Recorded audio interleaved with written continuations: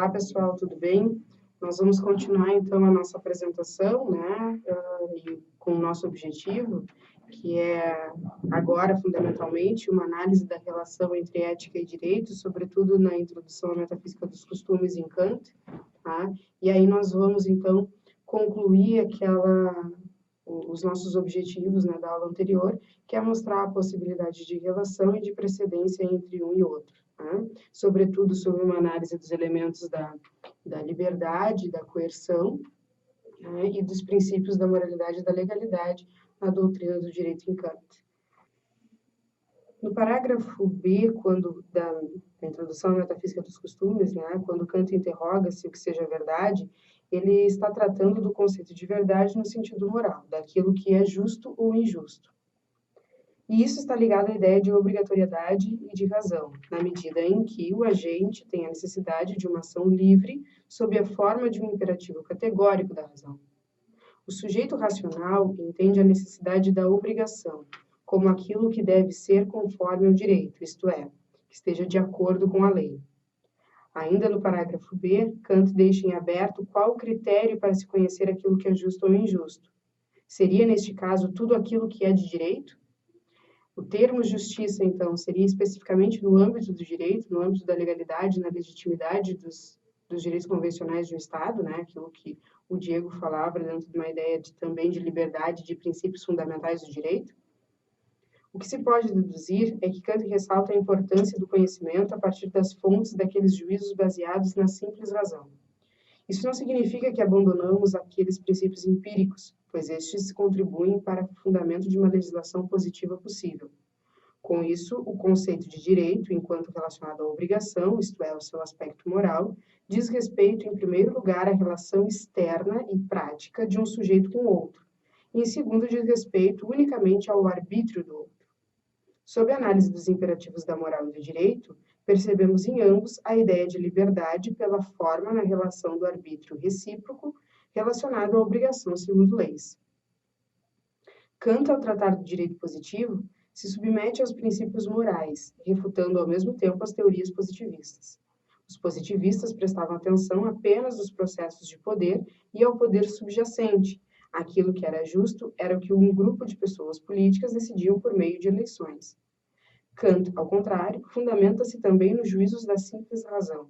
Isso quer dizer, mesmo uma lei injusta, não se segue a sua invalidade do ponto de vista dos positivistas. A questão da justiça está na consideração natural do direito, ou seja, a equivalência entre direito natural em Kant e o critério para o justo e o injusto.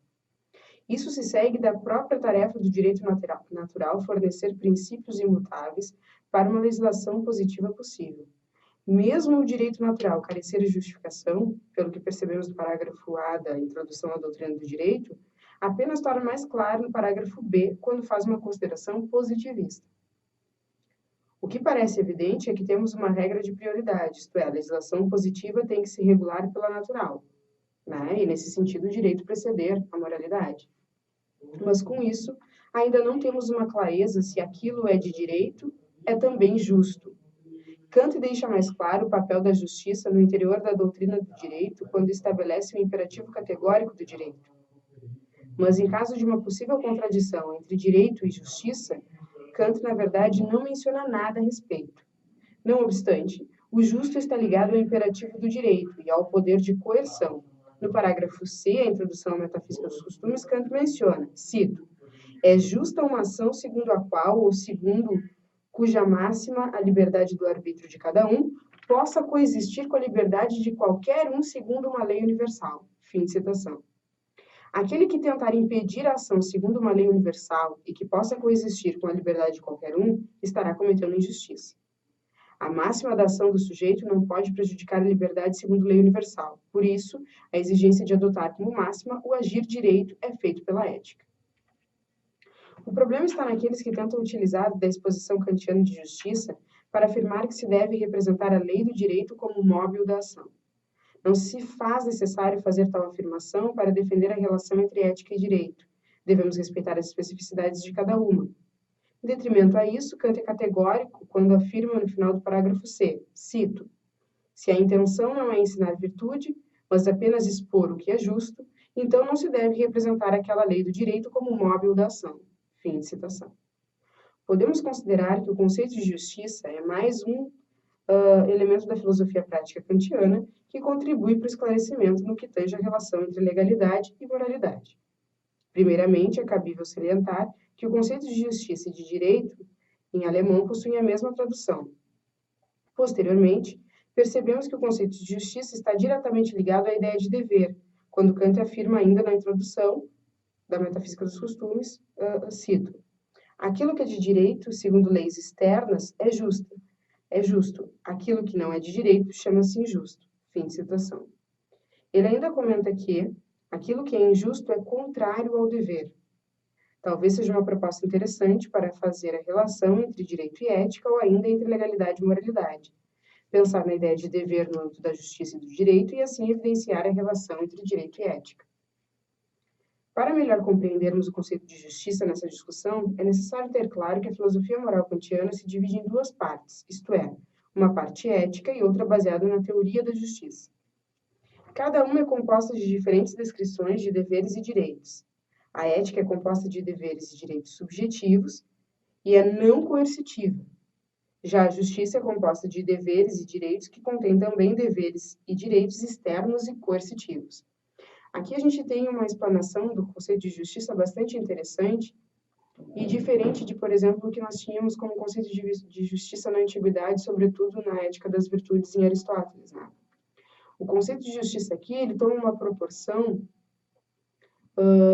de caráter, né, de uma característica que está relacionada ao caráter externo das ações dos indivíduos e, consequentemente, uma ligação mais direta com o conceito com a teoria do direito, né, com a doutrina do direito, que antes ele tinha uma conotação especificamente moral, por exemplo, em Aristóteles, né, muito embora, claro, esse conceito de justiça também era atribuído, sobretudo, às manifestações do âmbito da política, né, onde era dever do legislador, então, praticar e garantir direitos, né, e deveres com base na justiça, né, nós temos lá a classificação da justiça também conforme as formas de governo.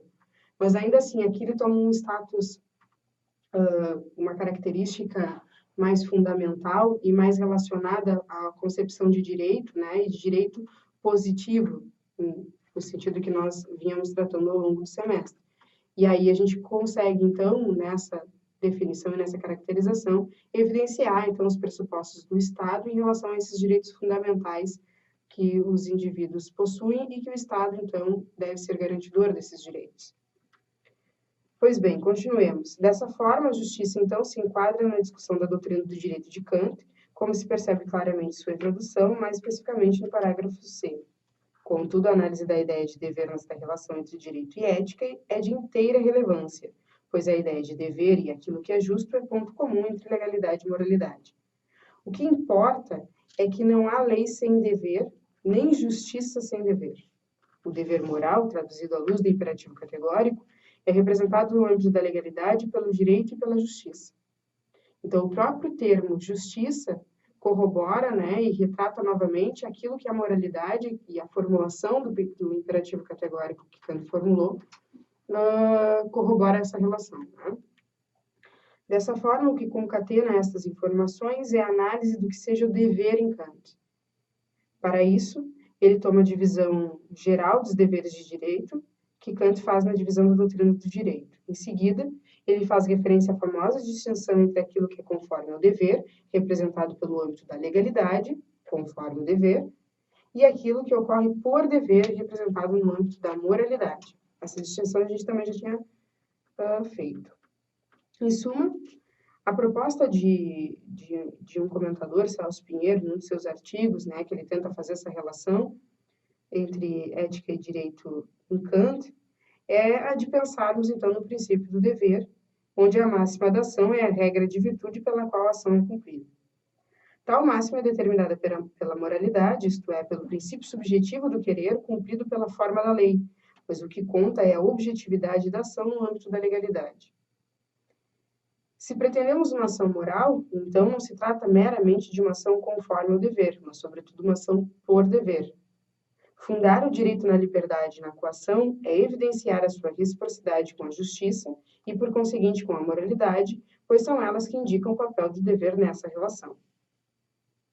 Portanto, sob a análise de todos esses aspectos mencionados até o momento, podemos pensar na possibilidade de o imperativo do direito depender do imperativo da moral. Cabe considerar, a partir desses dois imperativos, a expressão kantiana que se encontra na Paz Perpétua e outros opúsculos, que diz: isto pode ser correto na teoria, mas de nada vale na prática. Com isso, Kant havia afirmado que o conceito de um direito externo, em geral, decorre totalmente do conceito de liberdade na relação externa dos homens entre si. Requer afirmar também que conhecemos nossa própria liberdade, da qual provém todas as leis morais e, assim, todos os deveres e direitos, somente através do imperativo moral. O imperativo moral ordena o dever a partir da faculdade de coagir, ou seja, o imperativo do dever pode muito bem posteriormente ter sido desenvolvido pelo imperativo da moral, pois parte do pressuposto de uma liberdade, bem como do poder de coerção. Já que estamos lidando com um princípio por meio do qual nossa liberdade deve estar de acordo tanto com os nossos direitos impostos legalmente, como nossos deveres éticos para conosco e para com os outros. Uma interpretação de forma estrita, assim como a de Alan Wood ou de Villavelsky, é cabível na medida em que eles defendem que o princípio universal do direito diz respeito apenas à compatibilidade de nossas ações com a liberdade dos outros e não se relaciona às nossas máximas. Wood declara ainda que o princípio do direito, ao contrário do princípio da moral, é analítico e, desta forma, não pode ser derivado do imperativo da moral. Villasky endossa tal asserção dizendo que a lei universal do direito é um postulado não suscetível de prova adicional, ou seja, a doutrina do direito deve ser vista como uma obra à parte da filosofia moral kantiana. Aqui a gente tem umas ideias, né, de alguns comentadores clássicos, né, e a posição deles referente a essa possibilidade de relação ou não, né, e de como que essa possibilidade de relação entre ética e direito podem ser fundamento para aqueles problemas, né, políticos e manifestados nas garantias dos direitos fundamentais. Acreditando que tais defesas sejam doravante fortes, podemos afirmar que o imperativo da moral é fundamental para entendermos tal relação. A premissa fundamental da moralidade é a liberdade humana, e esta tem valor incondicional, tanto que o princípio universal do direito emerge desta asserção normativa fundamental do imperativo categórico.